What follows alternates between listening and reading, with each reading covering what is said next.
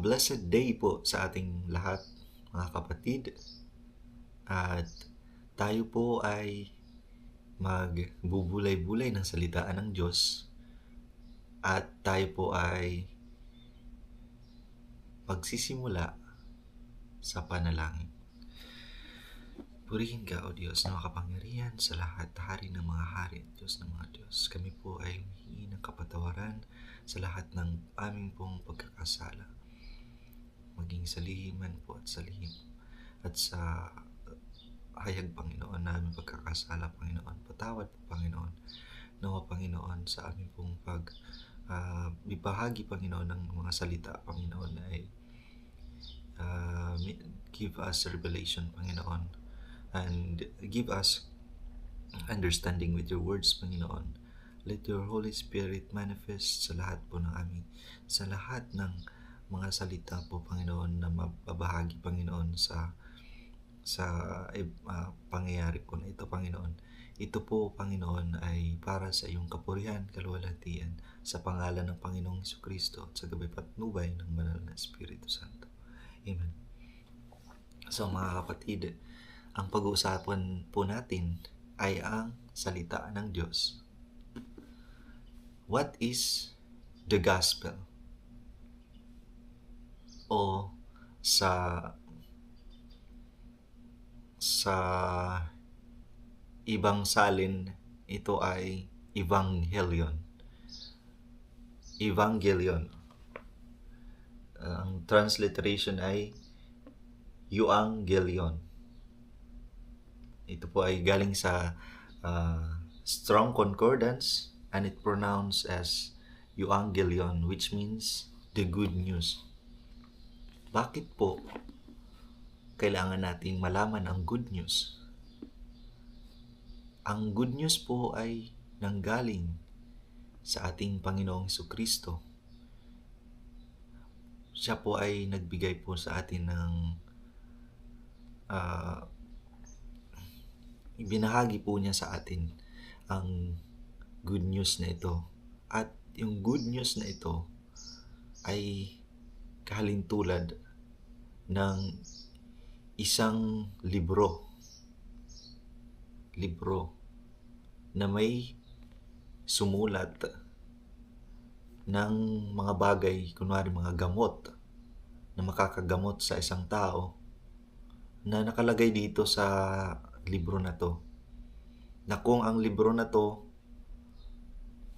ay babasahin, ay magkakaroon tayo ng kaunawaan kung ano ang maaaring ibigay o ipangbigay lunas sa mga may sakit.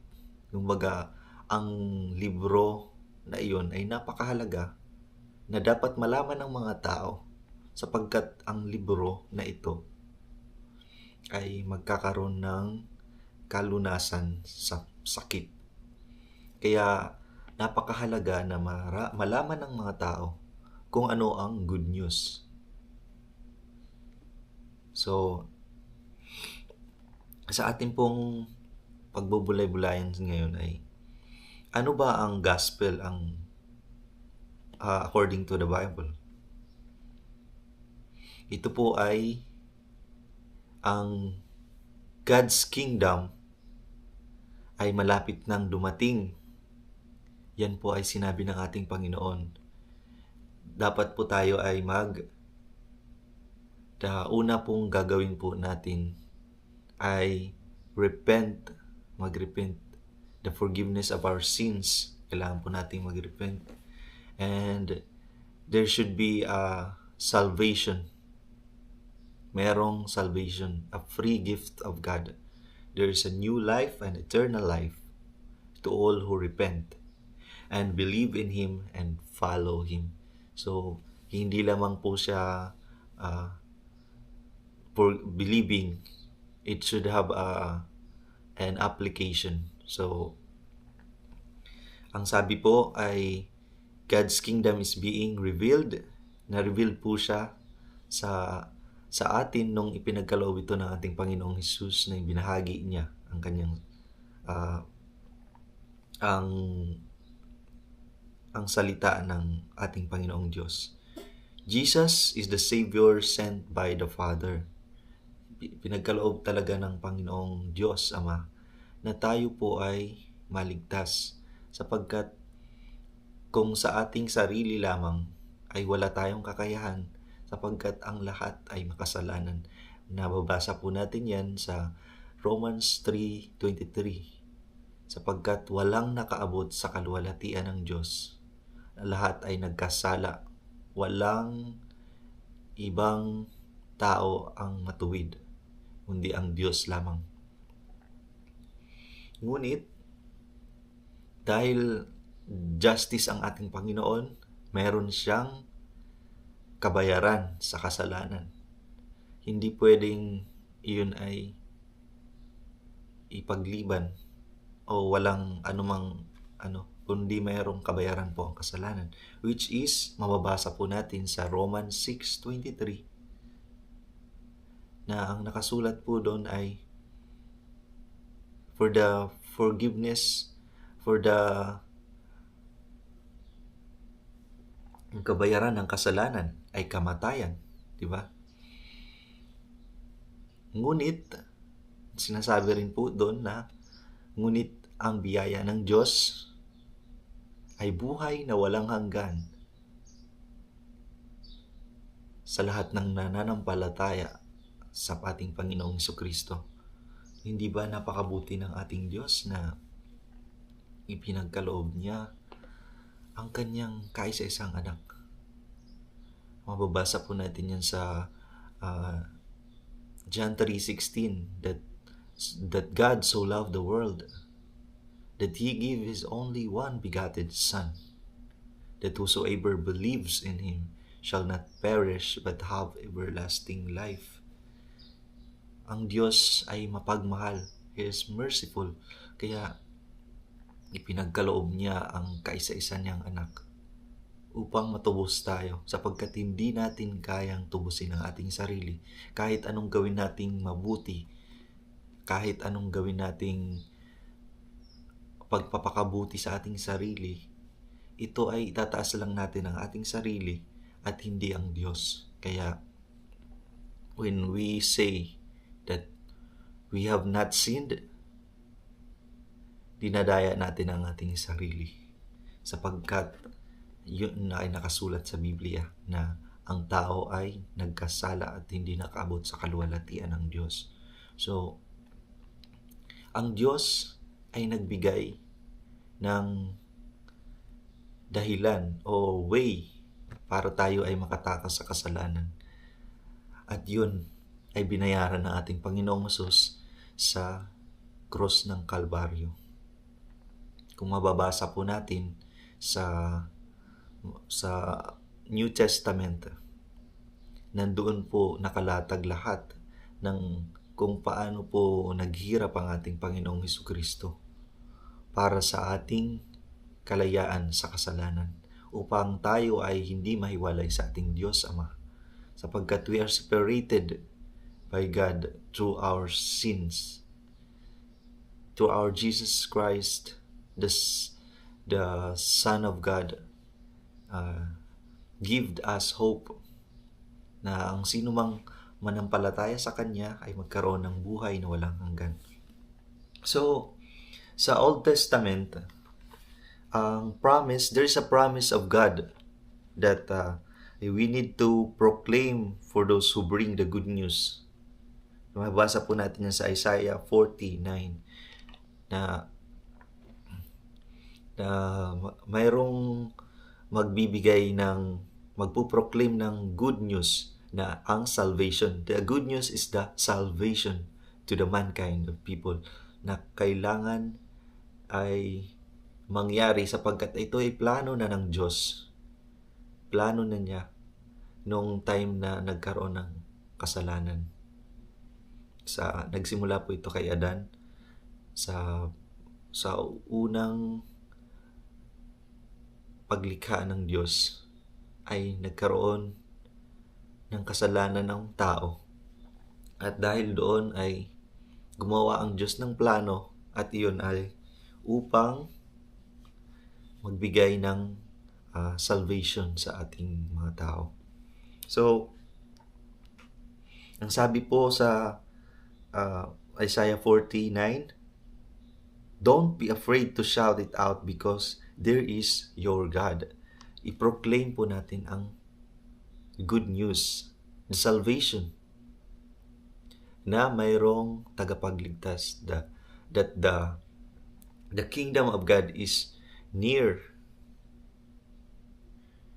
Kailangan po nating ibahagi sa mga tao ang good news. Ang sabi nga sa Mark 16:15, babasahin po natin. Sa Mark chapter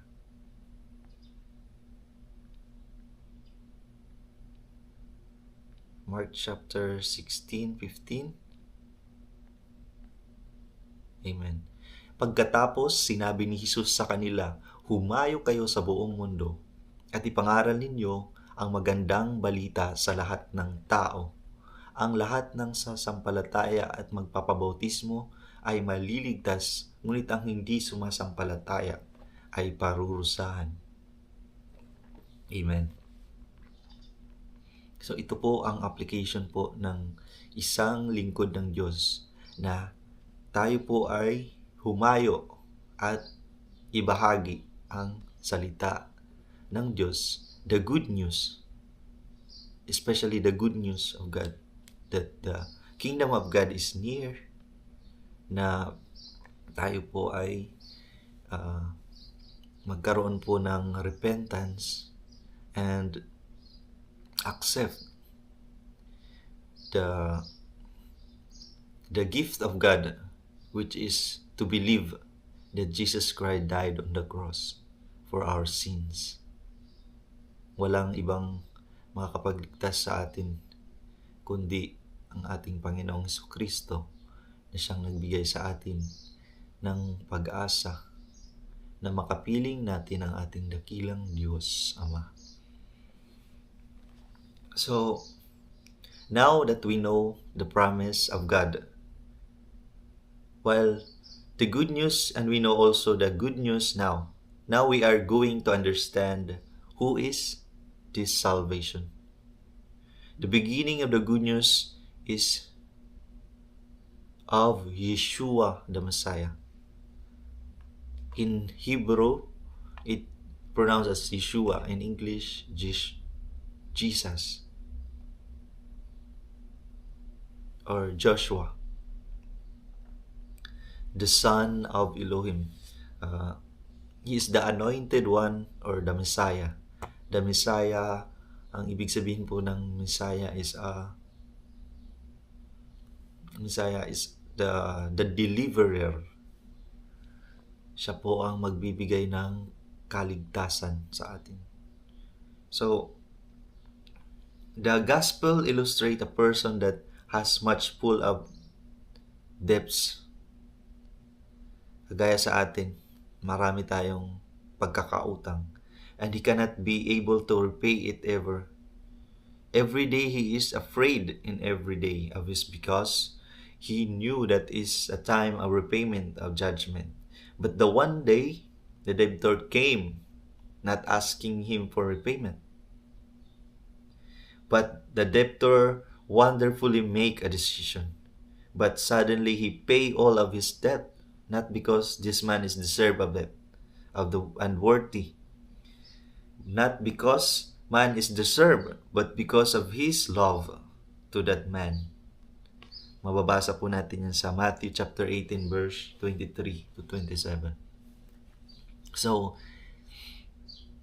marami tayong pagkakautang sa Panginoon, at we know that makasalanan tayo.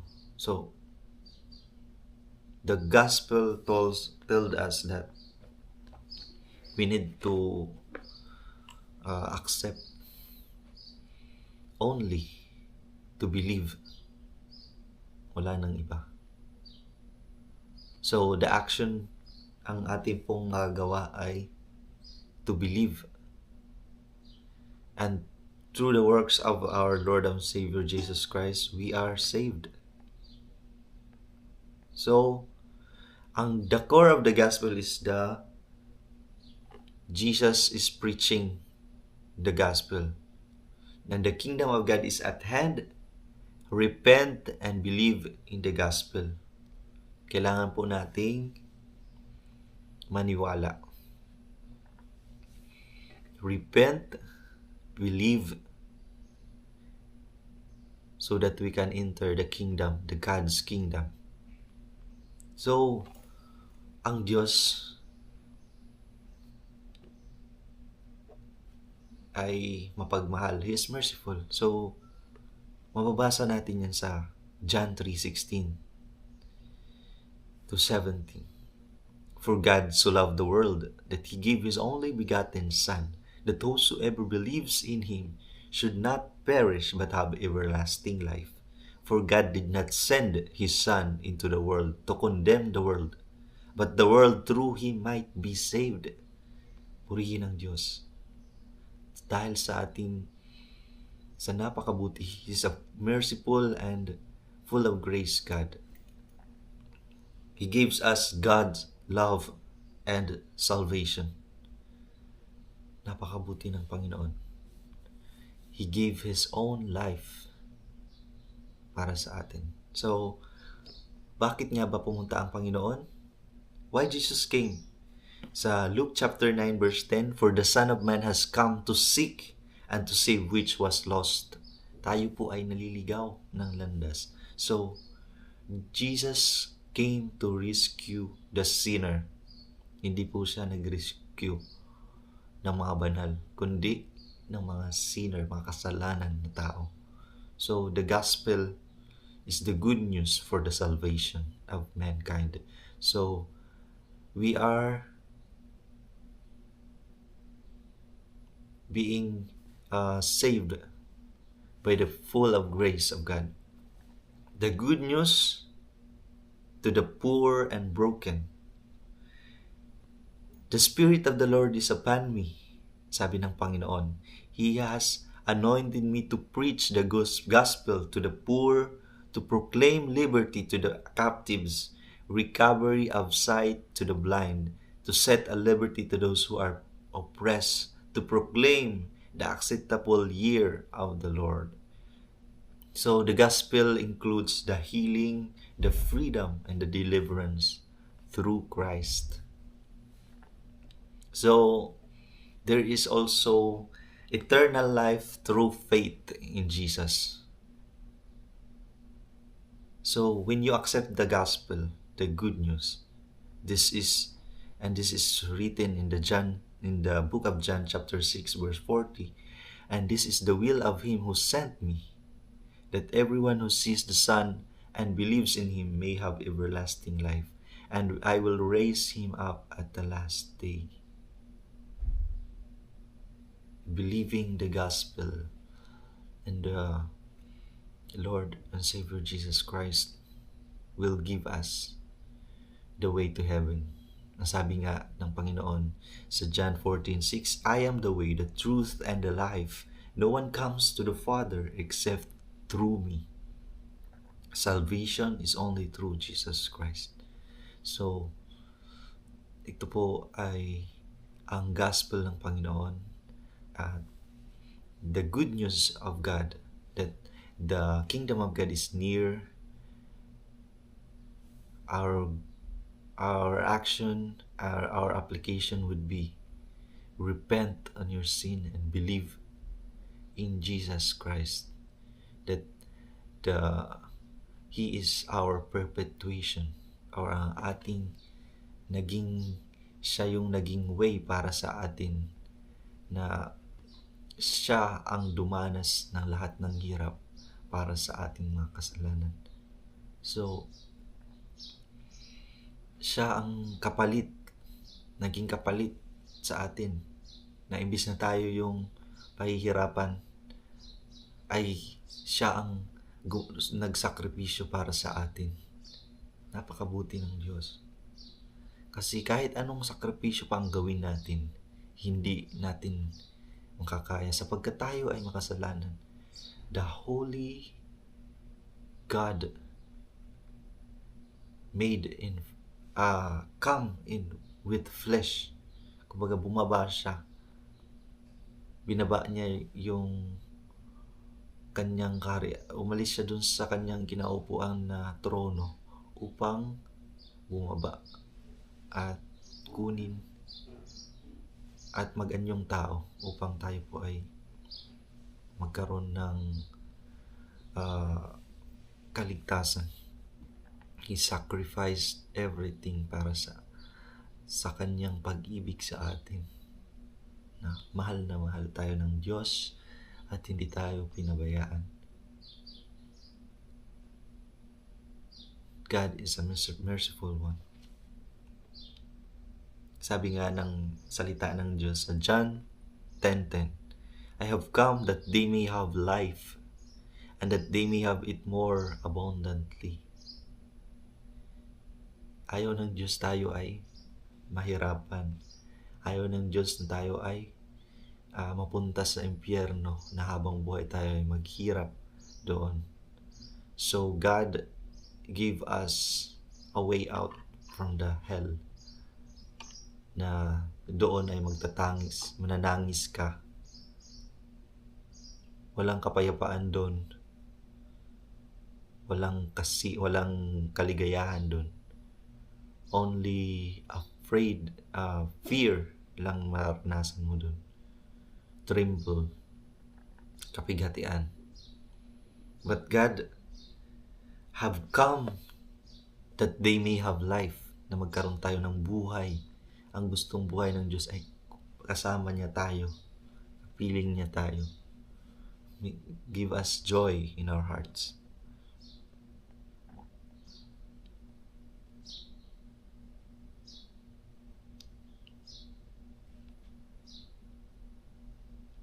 So, it is written that, and thus it was necessary for the Christ to suffer and to rise from the dead the third day, that the repentance and remission of sins should be preached in His name to all nations. Amen. Kailangan po natin i-preach, ituro po sa mga tao the gospel of repentance, the forgiveness through Jesus Christ. So, ang atin pong conclusion ay matatagpuan po sa Matthew chapter 28 verse 18 to 20. Go therefore and make disciples of all nations, teaching them to observe all things that I have commanded you. Meant to be preached to the whole world, this gospel. Ito po ang salita ng Diyos. Purihin ang Diyos. Dakilang Diyos na makapangyarihan sa lahat. Hari ng mga hari at Diyos ng mga Diyos. Maraming salamat po sa isang revelation, Panginoon. Sa isang pribileyo, Panginoon, na mga pagbahagi ng iyong salita, O Diyos. At pinupuri ka namin, pinaparangalan, pinapupurihan at dinadakila, O Diyos, mahari ng mga hari at Diyos ng mga Diyos. Maraming salamat po sa mga salita mo, Panginoon, na ipinagkakaloob mo po sa lahat po ng mga taong makikinig, Panginoon. Ang banal na Espiritu nawa, Panginoon, ang mag-transform at ma-encourage, Panginoon, sa salita ito, Panginoon. Wala pong kapangyarihan ng aking mga bibig, Panginoon, ng aking salita. Ngunit ang kapangyarihan ng banal na Espiritu ang magbibigay sa kanila, Panginoon, ng understanding, Panginoon, kung paano po maintindihan, Panginoon. At lamang, Panginoon, nawa, Panginoon, ay magsikpa sila, Panginoon, ng salita mo, Panginoon, upang sapagkat ang salita pong aking nabanggit ay kaliit lamang po, Panginoon. Pagkus, Panginoon, ang salita mo, Panginoon, ay napakarami, Panginoon, na revelation, Panginoon, ay pagkakaloob mo, Panginoon, sa bawat isa, Panginoon. Purihin ka, O Diyos, makapangyarihang Diyos. Ikaw ang nagbibigay sa amin ng lakas at nagbigay sa amin ng hope, Panginoon, salvation through the life of Jesus Christ. Give us strength, Panginoon, nagbigay sa amin ng kapayapaan, pag-ibig at salvation. We that God, the Lord, our Savior Jesus Christ, delivered us from the upang mailayo po kami sa kapahamakan, Panginoon, sa impyerno, Panginoon. At upang kami po ay mailapit sa iyo, O Diyos, na kami po ay makasama sa iyong kaharian. Purihin ka, O Diyos, dakilang makapangyarihan sa lahat. Sa iyo lamang pinakamataas na papuri, parangal at pagsamba. O Diyos, purihin ka sa pangalan ng Panginoong Hesukristo at sa gabay patnubay ng iyong banal at makapangyarihang Espiritu. Amen. Hallelujah.